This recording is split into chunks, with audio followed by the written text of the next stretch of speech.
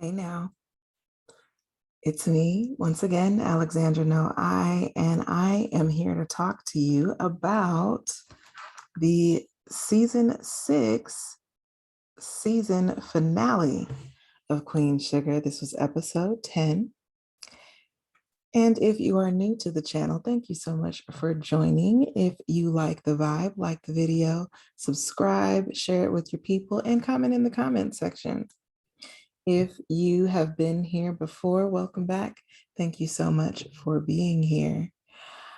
I am excited. This was a good episode. This was a good season. I mean, it's a great show, right? So I want to say for those of you who are new and refresh the memory for those of you who are not, that this is not a recap per se. I won't be going scene by scene or in order. I won't necessarily talk about everything. So if that is the sort of thing you're looking for, there are so many great people on YouTube who do that sort of thing. I am here more to talk about, really to reflect on themes that are using this show as a catalyst, using this episode as a catalyst.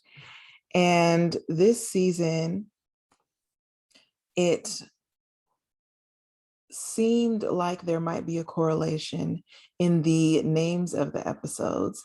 So as each episode has progressed, I've been stringing them together to see if they are in fact connected or painting a picture, telling a story. So now we have 10 lines, right?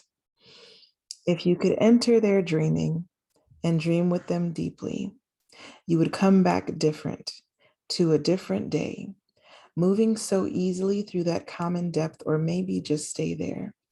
They would bloom and welcome you, all those brothers and sisters tossing in the meadows, and you would be one of them. I like it. I like that. Now it makes me want to go back to previous seasons and see if there was a similar connectivity to the titles, names of the episodes. Also, while I could save this for the end, I'll just go ahead and knock it out. After the first episode of the season, I messed around and I continued to let it play and saw the, coming up this season. And I was so frustrated because I was like, no, I didn't want those hints. You just want it to be organic.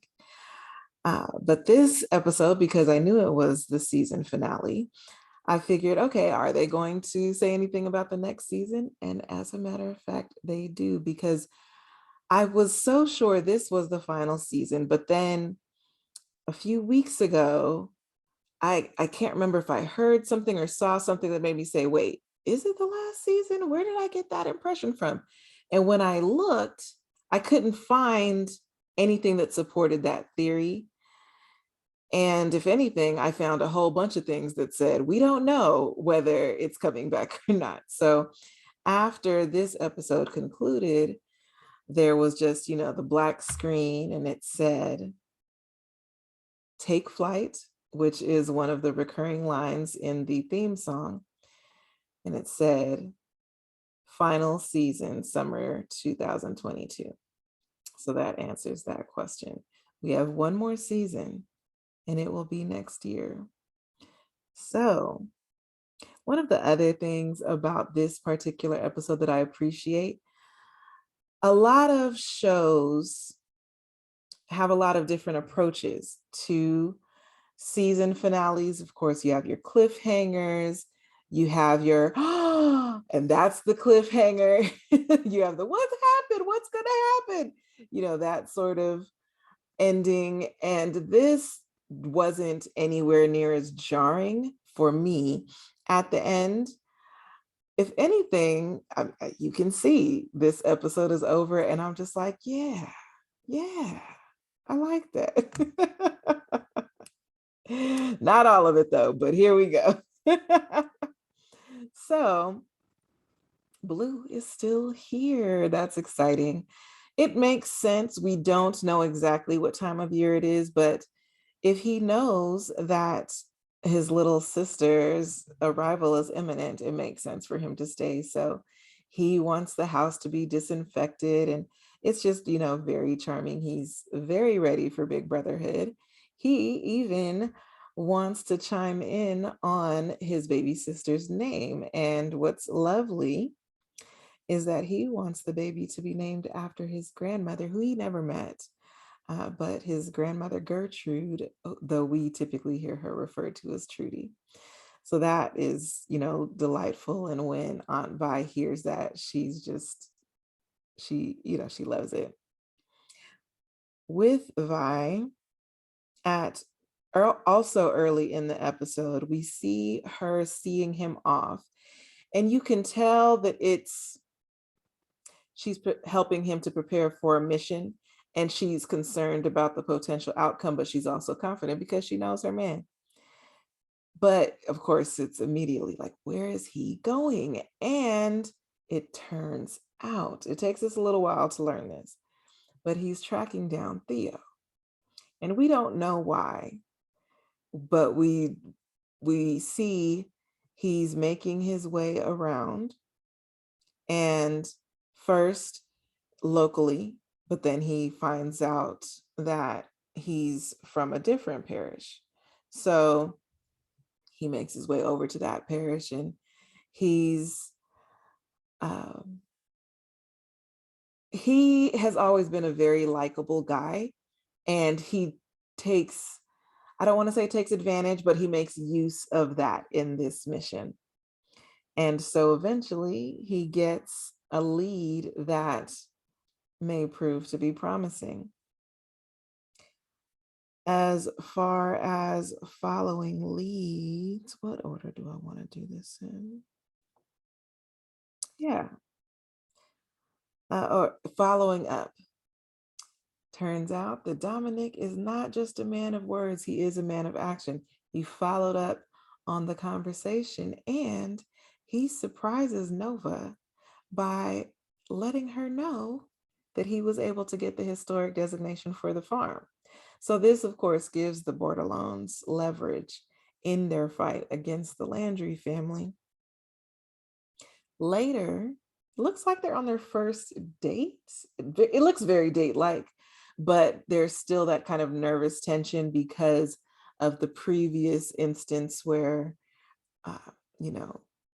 Nova started to lean in for a kiss and he declined. And so he brings that up now, and a lot of lovely things were said on both sides. One of the things that always stands out to me when they're in these scenes together is Nova giving him these doe eyes. And it stands out because she's such a strong personality that seeing her in this very soft and gentle light in relation to this person, it is absolutely noteworthy. In their conversation, he says, I don't want to hurt you, Nova. And I don't, again, I don't know what's up with him for sure, but a lot of times those are famous last words. I'm hoping they're not here because I don't want to see Nova get hurt. And they share their actual first kiss. So we'll see. Physically, it looks kind of awkward. That stood out to me, but that might have been more, I don't know. It just, that part, I was like, it didn't look as passionate as I thought it would. That may be more about, I don't know what that's about. I don't feel like it was awkward between Nova and Dominic, though. I feel like it was awkward between Rutina and whatever his, legal name is. Anyhow,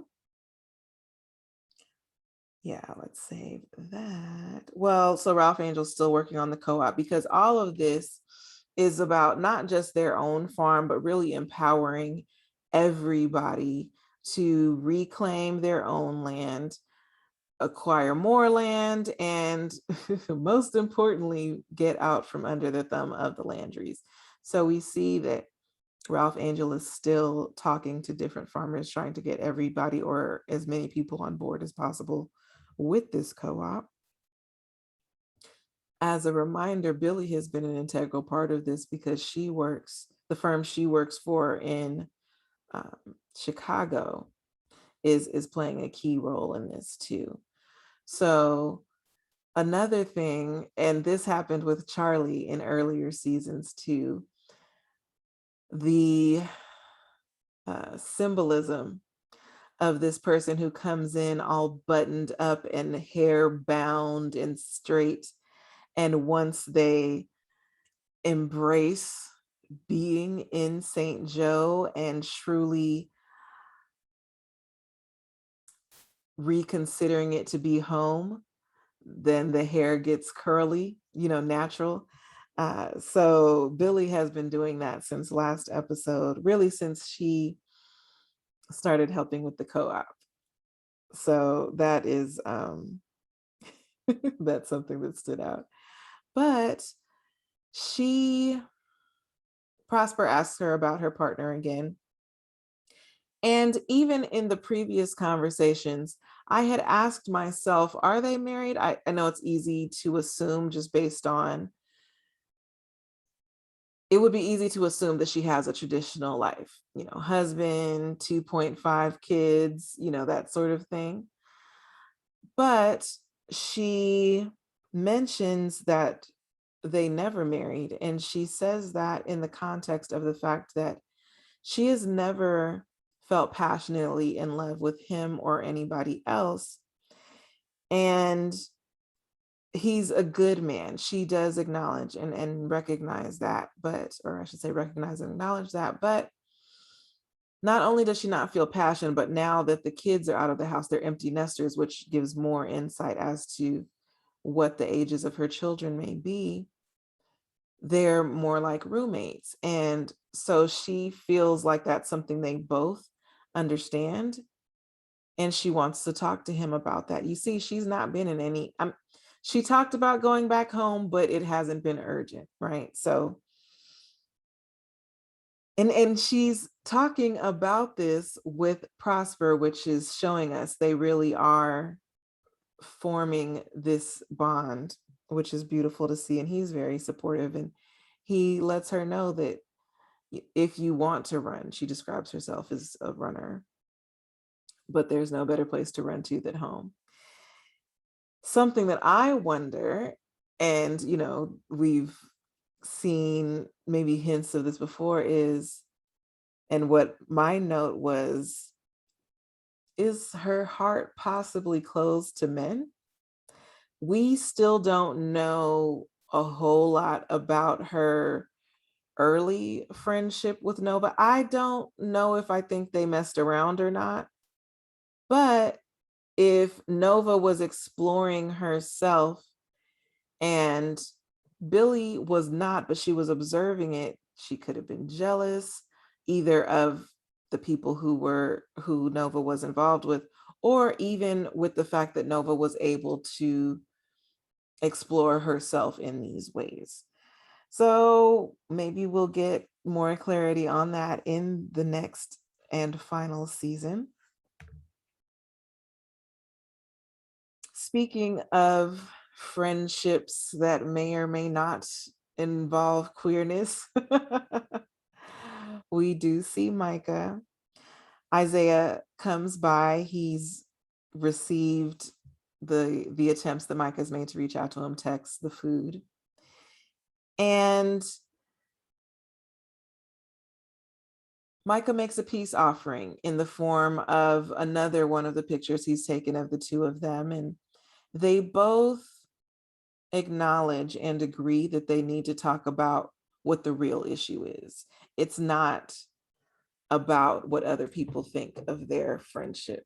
It's deeper than that. And so they say, okay, yeah, we need to talk about this. And so later they're doing a walk and talk, which is one of my personal favorite things.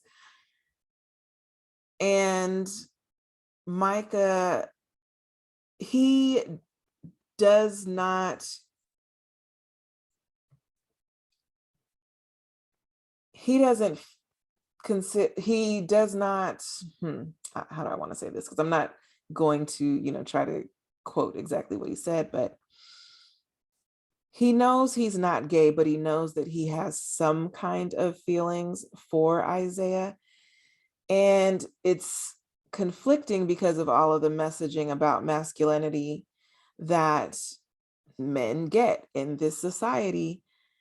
And I will say, as a queer woman, that while, yes, friendships between women are and can be, I should say, much more, we do the verbal acknowledgments of love, of appreciation. There may be a lot more physical touch between female friends versus male, pairs or groups of friends, that sort of thing. But I will also say that when queer women meet and hit it off, there is often the internal questioning of, okay, should I try to date her or should we be best friends? And you don't want to make the wrong choice, because so often if you try to do one, then the other one may no longer be an option, although not always. So something he said that stood out, and Isaiah was fine with that, because Isaiah's not trying to like get with him like that. He truly appreciates his friendship. But Micah said that his emotional feelings conflict with his sense of self. And I think that's something that a lot more of us experience than we might realize or acknowledge. That seems to be the theme of this episode, is acknowledgement, not only of what is happening outside of ourselves, but also acknowledging what's truly happening internally.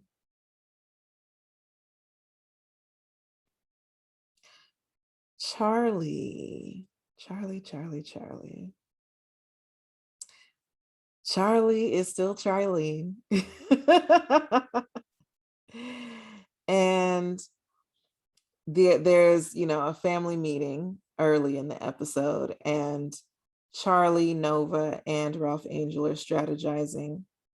And that's where they're talking about the possibility of the historical designation. Once they have that, what the play will be in terms of the Landrys and all of that.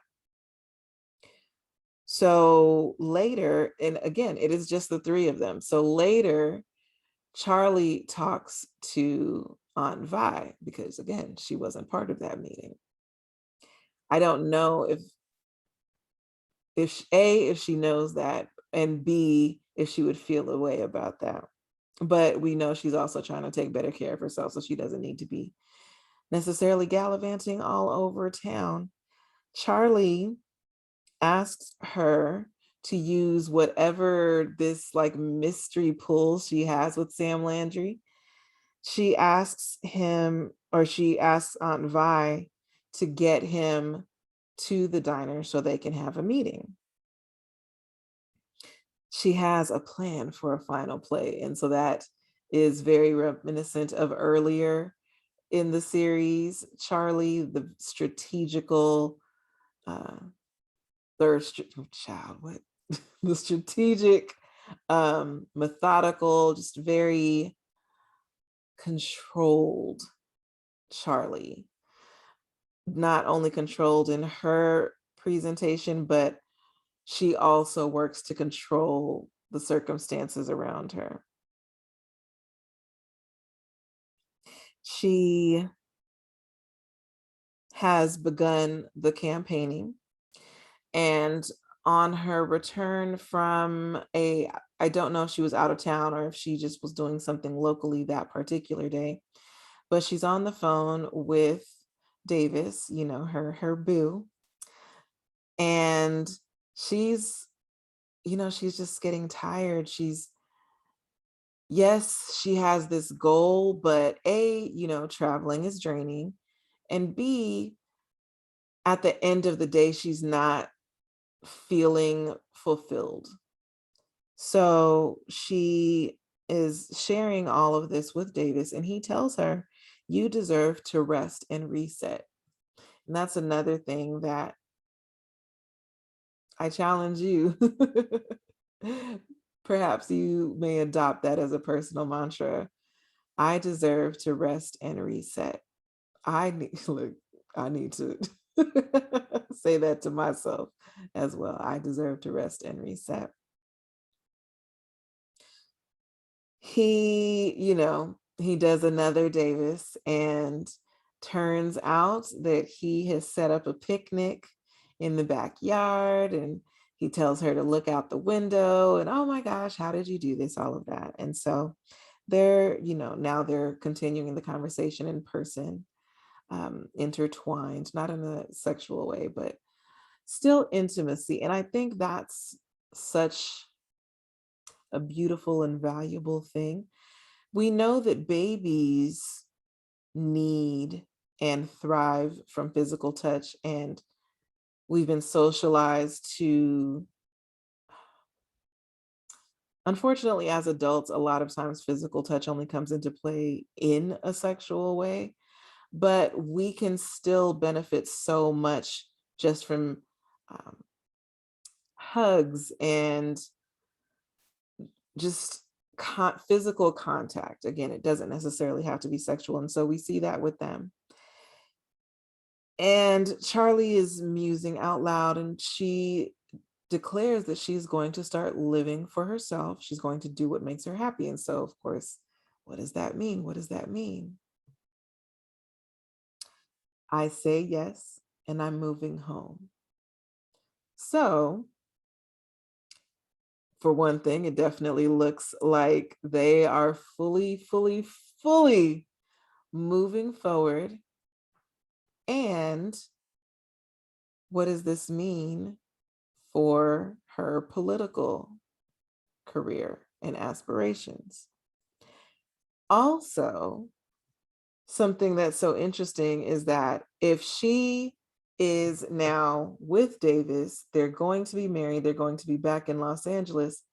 It's almost like the show's beginning, but in reverse, right? She was living in Los Angeles, she was married to Davis, then she came to St. Joe. Now she's leaving St. Joe. It's almost like when you rewind a scene on a screen, like the walking into the room and now the walking backwards out. So I'm very interested to see what that will look like in the next season. All right. Yes. So eventually, Charlie and Vi are now at the diner. So Vi is feeling better. And they have the certificate with the historic designation in hand. They are ready for this meeting. Who walks in?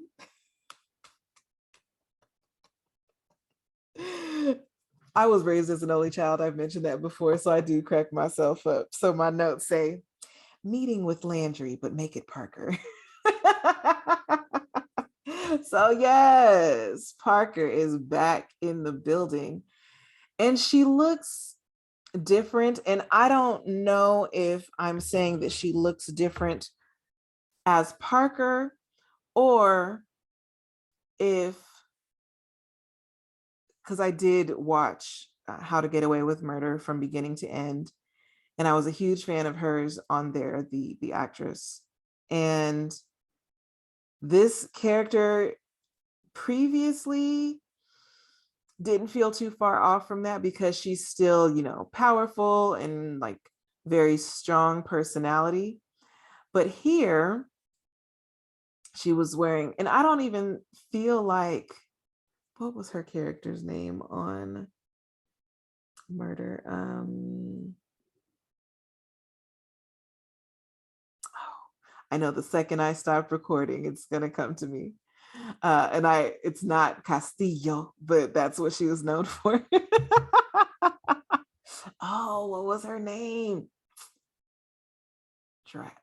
Anyhow, but there, I don't remember her wearing a lot of makeup, but she just looked very soft in this scene, especially because she was still barking, but it was just noticeable how soft she felt. You could see her freckles, like that's how little makeup she was wearing.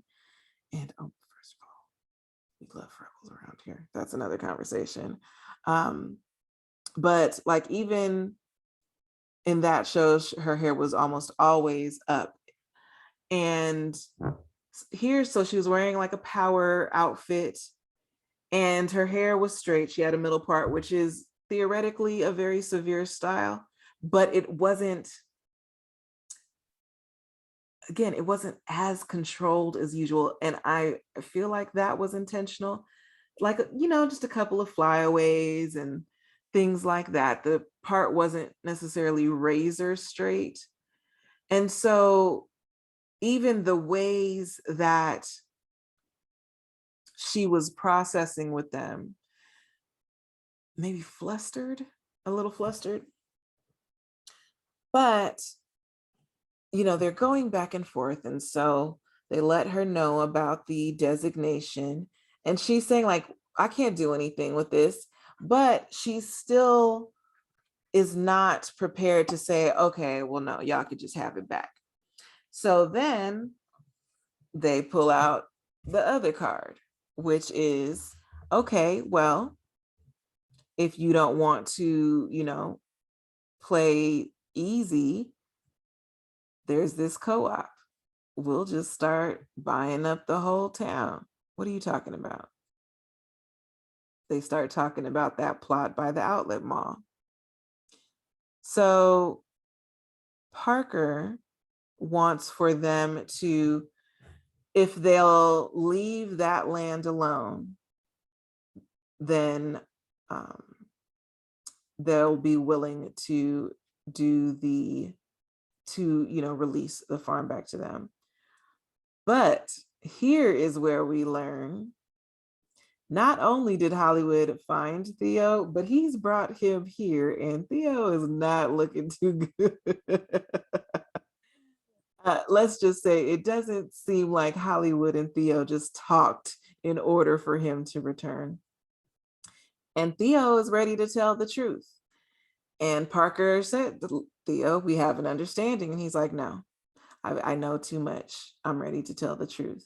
So that gives them even more leverage. So we'll see how that actually plays out. And last but not least, the baby's coming. Darla's water has broken. Billy and Prosper come over to help. Of course, Blue wants to help, but he can only do so much. Because the baby seems like she is coming so quickly, the doula is saying, I don't think we'll be able to get there in time. You're going to have to do this yourself, but I'll stay on the phone and talk you through it. So keep in mind that giving birth is largely instinctual, but there are a lot of aspects of it that we, in, you know, modern times, we've gotten used to a lot of different bells and whistles that haven't always been part of the process. And sometimes we forget people were giving birth long before those bells and whistles. And because Darla doesn't have any particular health concerns, I'm sure that everything will work out just fine. I don't know if Ralph Angel was present when Blue was born. As we know, both of them were not in good places in their lives at that point necessarily. So this is valuable for both of them because they're both physically and mentally present, right? Darla's clean, but that also means she's feeling all of the pain. So mind you, that probably would have happened anyway. She probably wouldn't have wanted to be medicated, which is why the doula idea was so appealing. but it's just all fresh and new for both of them and raw in painful but also beautiful ways. And so, yes, when we see them again, they will have a daughter, and that's going to be great. And so, again, no, not a jarring ending. To me, very satisfying. I appreciate that I've watched this and now I'm about to go to bed and I'm not going to be like mind racing, like, you know, it's like, yeah, okay. Not all loose ends tied. It doesn't feel like the series ending because it's not. But I'm very pleased with this season, the way this season ended. And I'm looking forward to how they will choose to finish telling these stories. So thank you once again for dropping by. Don't forget to like the video on your way out. Leave a comment, share the channel with your people. Did I say subscribe? If I didn't, please subscribe. And yes, look forward to talking to you soon.